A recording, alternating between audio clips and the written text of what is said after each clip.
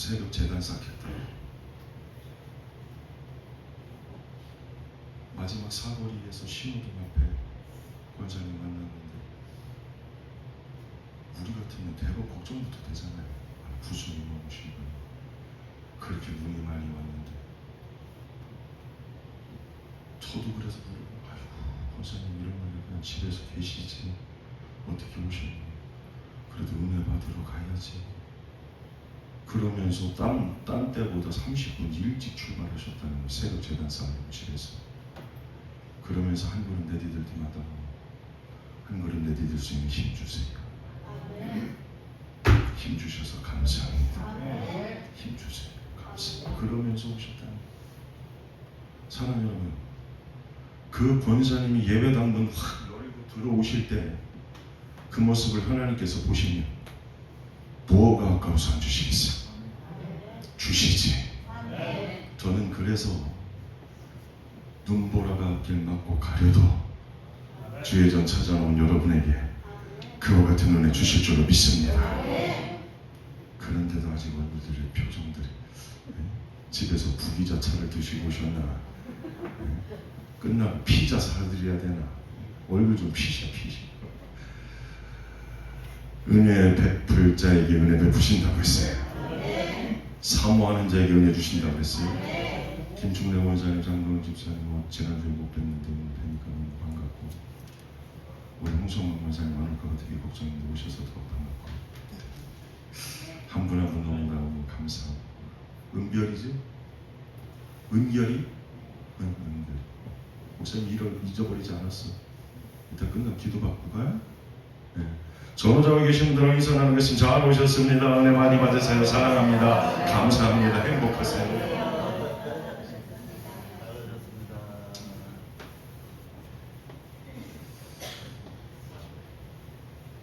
우리는 지금 예수님의 다시 오심을 기다리는 강림절, 대강절, 대림절 그 기간을 살고 있습니다.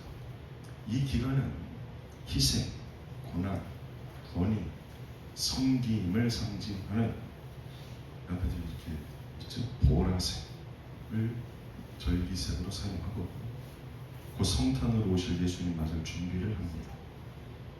그러니까 사랑하는 여러분, 이 소망의 기간에는 강림절기에는 예수님의 이야기를 많이 하셔야 됩니다. 모여서 뒷담화 하세요. 허망한 세상 그런 거 하지 마시고 소망의 이야기.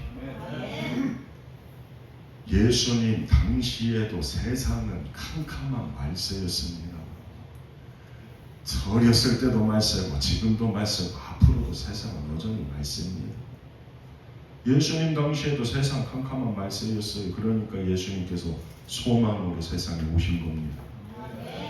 구약 성경에 하박국서가 있습니다. 특별히 하박국서는 오늘 이 시대의 시대상과 많이 닮아 있습니다. 불의, 불법, 부도덕, 악행, 폭력, 각종 범죄가 판을 칩니다. 그 모든 패역함, 그 부패를 바라본 하박국이 피토하는 심정으로 선지자니까 피토하는 심정으로 하나님께 묻습니다. 도대체 이 죄악이 관영한 때에 하나님은 왜 잠잠하십니까? 왜 믿는 자가 이와 같은 고난을 당해야 되는 것입니까? 도대체 하나님은 어느 때까지 견뎌야 됩니까? 왜 이런 것을 보게 하십니까?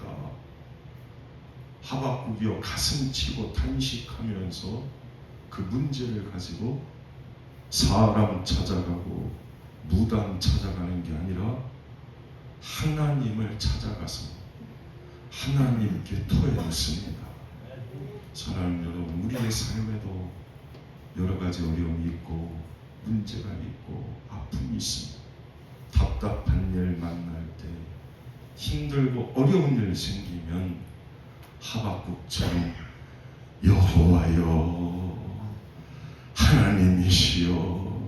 저 어렸을 때 우리 어머니 세대 기도할 때 주님 아시지요 그러셨는데 그렇게 하나님 찾으시기를 바랍니다. 하나님 찾고 구해서 하나님 만나면 우리 삶의 모든 문제는 하나님 만나면 다 끝난 것인 줄로 믿습니다. 오늘 본문 말씀이 사도들을 통해서 저들의 손을 통해서 표적과 기사가 많이 일어났다고 말씀하고 있습니다. 주의 종으로 너무 부럽습니다. 왜냐? 가슴에 품고 기도하는 아픈 성도들이 우리 교회에 많습니다. 그래서 저에게도 신유의 은사 주셔서 베드로의 그림자라도 소망했는데 그런 신유의 은사를 주시기를 소망하며 기도하게 돼요. 그런데요, 성경에 나오는 이 기적의 말씀에 지금 여러분처럼 아멘으로 화답 못하는 분들도 있습니다. 자기의 이성과 자기의 경험과 자기의 판단을 중히 여기는 분들은 성경에 나오는 이 기적의 말씀이 참 불편합니다. 믿어지지도 않습니다. 그래서 내가 이래서 성경을 믿지 못한다 그렇게 말하기도 합니다. 그러나 사랑하는 여러분, 별일 다 겪고 별사람 다 만나는 세상인데요, 여러분은 세상 다 이해하고 사십니까? 세상에 이런 일이 하는 그 세상을 여러분 다 이해하세요? 모든 거 다 이해하니까 받아들이십니까? 그렇지 않잖아요. 하물며 어떻게 우리의 짧은 지식과 지혜로 하나님을, 감히 하나님의 뜻을, 하나님의 경륜을 어떻게 다 이해할 수 있겠습니까?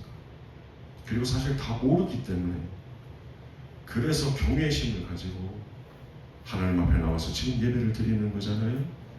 히브리서 11장 6절 믿음이 없이는 하나님을 기쁘시게 하지 못하나니 그렇게 말씀했습니다. 사랑하는 여러분, 신앙은요 이해하는 것이 아니라 믿는 것입니다. 믿을 때 믿음의 역사가 일어날 줄로 믿습니다. 만약에 성경이 인간의 동의와 이해를 구하고 설득하려고 쓰여졌다면 창세기 1장 1절 성경의 시작이죠. 태초에 하나님이 천지를 창조하시니라, 이렇게 성경이 시작될 수가 없습니다. 왜요? 이건 결론이니까. 이러한 과정을 거쳐서 이렇게 창조되었다, 그래야 이해가 되고 설득이 됩니다. 그러나 성경은 그런 것에 대한 설명 일치 없습니다. 그저 태초에 하나님이 천지를 창조하시니라, 그 선포로 시작이 됩니다. 성경의 마지막 요한계시록도 마찬가지입니다. 요한계시록 마지막 장이 22장이에요. 마지막 절이 20절, 21절인데 화면에 나오고 있죠? 합독하겠습니다. 이것들을 증언하시니가 이르시되 내가 진실로 속히 오리라 하시거늘 아멘. 주 예수여 어서 오시옵소서. 주 예수의 은혜가 모든 자들에게 있을지어다. 아멘. 이 성경의 마지막 요한계시록도 이러한 과정을 거쳐서 내가 속히 오리라 그렇게 설명하지 않으십니다. 그저 그냥 내가 진실로 속히 오리라, 그리고 마라나타 아멘 주 예수여 어서 오시옵소서 아멘 선포와 화답으로 그렇게 끝이 납니다. 그러니까 사랑하는 여러분, 성경은 시작도 마지막도 하나님의 선포로 시작해서 선포로 끝이 나고, 천지창조의 기적으로 시작돼서 죽음이 이기시고 부활하신 예수님의 재림, 그 기적으로 끝이 나는 거예요. 그래서 성경은 기적의 책입니다. 그래서 제가 그런 말씀드리죠. 바라옵기는 성경의 기적의 역사가 오늘 나에게도 일어나세요. 하늘에서 이룬 하나님의 그 큰 뜻이 내 삶에서 땅에서 이루어지고, 그래서 내가 믿음의 주인공이 되고 기적의 주인공이 되고 성천교회 기적의 교회가 될 수 있도록. 오늘 본문의 사도들의 손을 통해서 표적과 기사가 일어났다는 건 사도들의 능력을 보여주는 것이 아닙니다. 그럼 뭘까요? 사도들의 손을 사용하신 하나님께서 오늘도 살아 역사하신다는 걸 우리에게 보여주는 말씀입니다. 그러니까 저와 여러분이 믿음으로 그 기적의 주인공 될 수 있기를, 예수 믿어 받은 은혜가 꼭 있기를, 예수 믿어 받은 증거가 꼭 있기를, 그래서 이것이 나의 간증입니다. 이것이 나의 찬송입니다. 그렇게 믿음으로 고백할 수 있게 되기를 주님의 이름으로 간절히 축원합니다. 사랑하는 여러분, 그런데 오늘 본문 말씀을 보면 그 수많은 표적과 기사가 일어났음에도 불구하고 모두가 다 믿은 것은 아닙니다. 사실 기적의 유무와 믿음은 별 상관이 없습니다. 기적이 일어나면 다 믿을 것 같지만 그렇지 않습니다. 성경에 가장 큰 기적의 역사를 경험한 사람이 누구라고 그랬어요? 바로입니다. 바로. 그 10가지 재앙 하나하나가 엄청난 기적이잖아요. 그런데 그 기적의 역사를 보고 직접 맞으면서 바로는 믿게 된 게 아니라 오히려 더 강팍해졌습니다. 그러니까 믿음은 기적이 일어났느냐 아니냐 그거에 결정되는 것이 아니라 하나님의 말씀에 어떻게 반응하느냐에 따라서 결정되는 겁니다. 그렇게 우리는 하나님 말씀 앞에 어떻게 반응해야 되느냐? 첫 번째로는 두려워하며 경외심을 가져야 되지요. 조금 예리한 관찰력을 가지신 분들은 예배 끝나면 예배당으로 나서는 그 순간부터 설교 제목 보면 다 잊어버리는데, 그래도 좀 예리한 관찰력을 가지신 분들은 눈치채셨을지도 모르겠어요.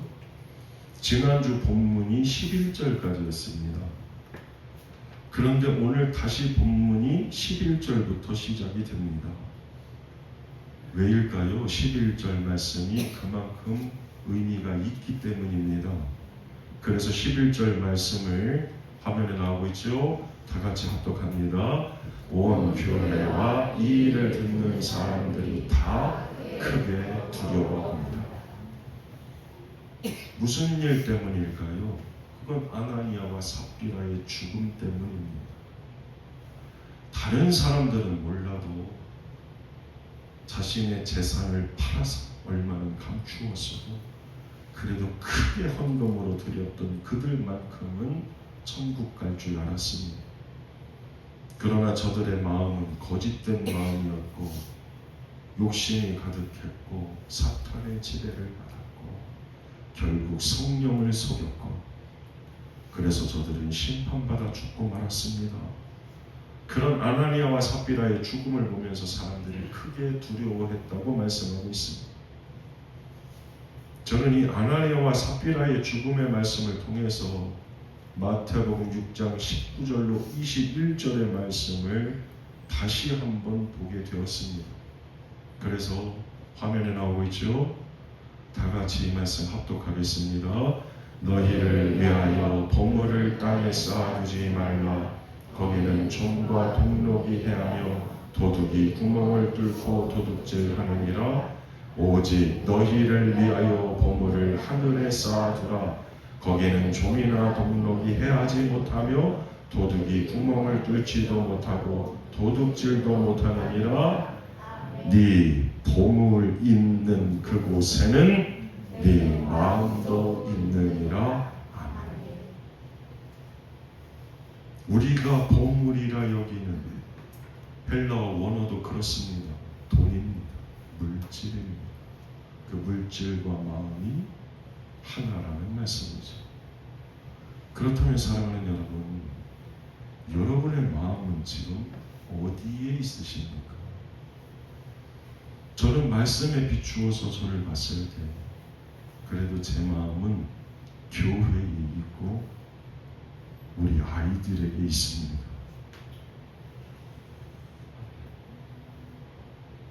거기에 쓰여지니까. 병원에 쓰여지는 것이 많으면 병원에 마음이 가 있는 질병, 은행이며 은행에 마음 가 있을 수밖에 없습니다.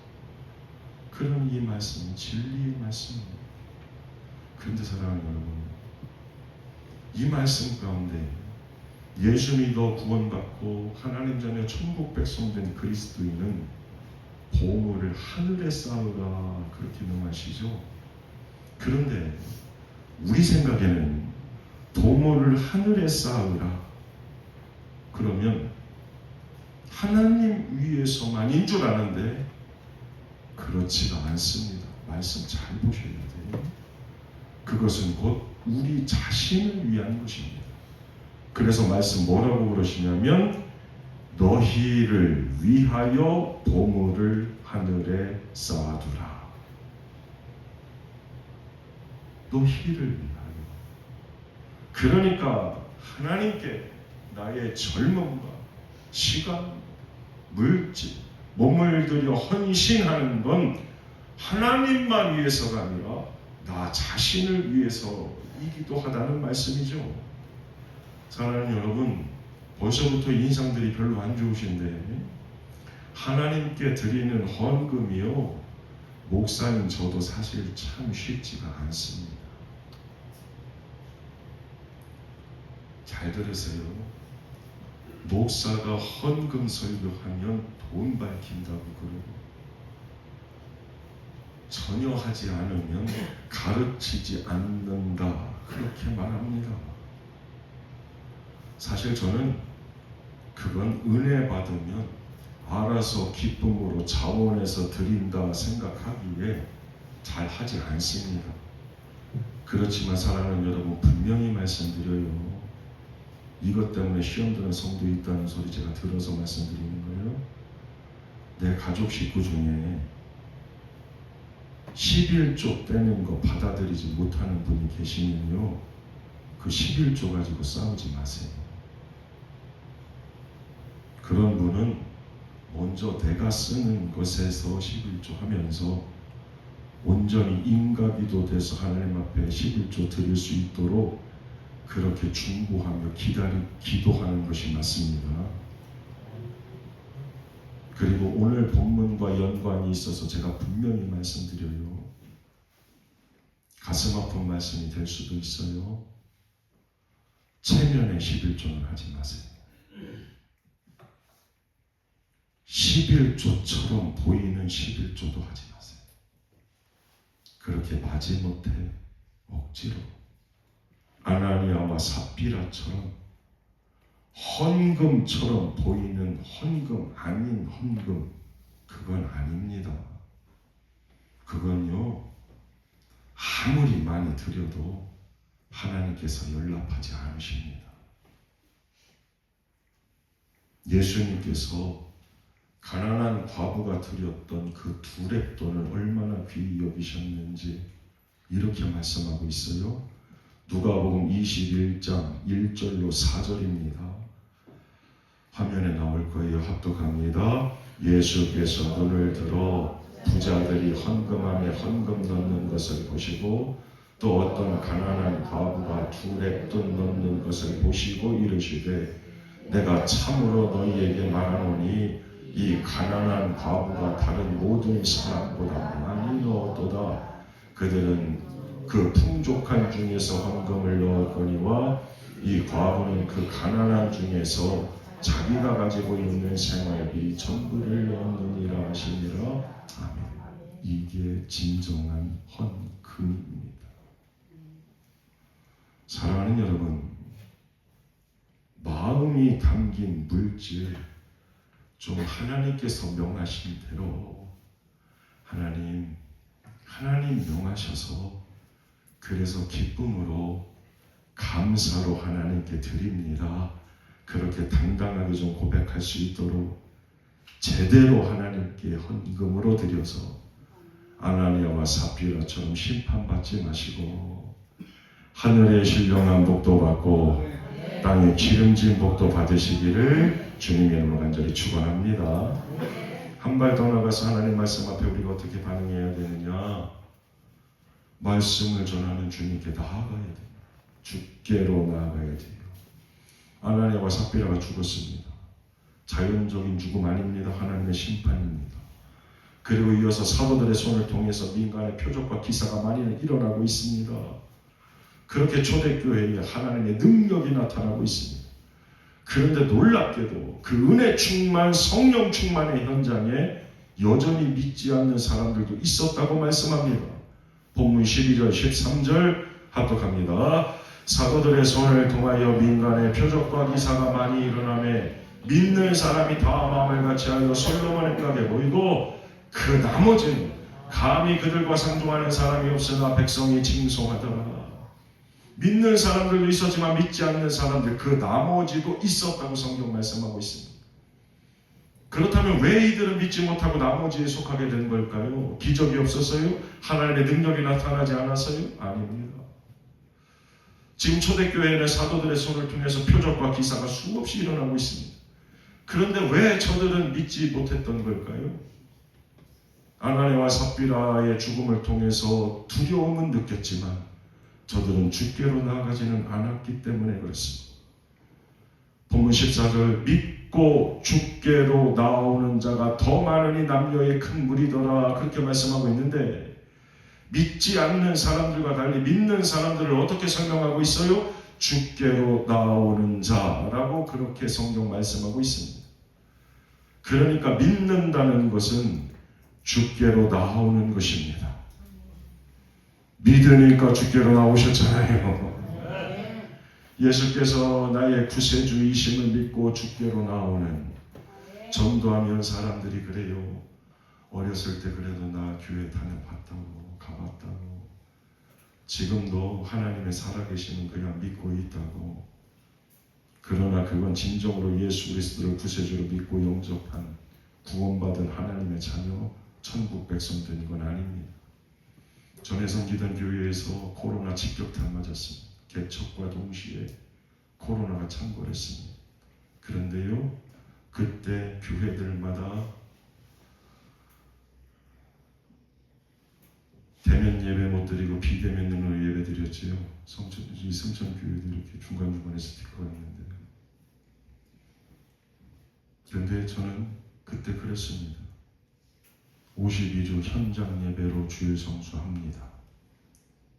예배는 보는 게 아니라 드리는 겁니다. 그래서 예배의 자리 52주 지켰습니다. 시청에서 공문이 와도 믿음으로 벌금 냅시다 그러면서 현장에서 예배 드렸습니다. 사랑하는 여러분, 야고보서 2장 19절 말씀을 보면 기가 막힌 말씀이 나와요. 화면에 나오고 있죠. 합독합니다. 네가 하나님은 한 분이신 줄을 믿느냐? 잘하는도다. 귀신들도 믿고 떠나니라. 귀신도 알아요. 귀신같이 알아요. 그런데 귀신이 예수님께 나아갑니까? 예수님을 구세주로 인정합니까? 그렇지 않습니다. 그러니까 중요한 건 하나님의 살아계심을 머리로 믿고 두려워하는 것에서만 그치면 되지 않습니다.